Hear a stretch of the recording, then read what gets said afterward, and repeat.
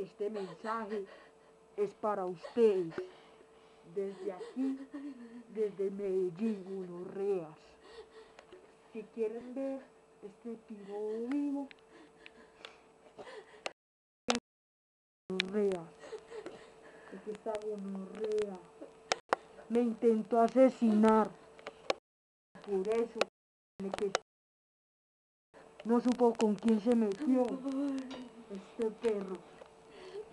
Pero que conmigo nadie se meta. O yo. Gonorrea, me manchó la sangre, lo que tengo acá. Y este perro quiere decir algo para su vida. Dígame. Por favor, mamá, sáqueme de aquí. Si tienen que pagar, pagan 5.000 millones de pesos mañana a las 12 del día. O si no, se lo mando en una bolsa de basura para que no come por tiro. Mira lo que me lo hizo en la cabeza. Sí, me ofendió este chico de puta.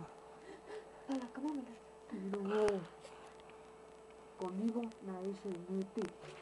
¿Sabes qué? Para que le duela a la mamá. Y este mensaje se lo digo a todos. El que lo diga es un hijo de puta. Gonorrea. ¿Sabe qué? Si no pagan, me lo lambo por tiro. ¿Y saben qué? Pillamos.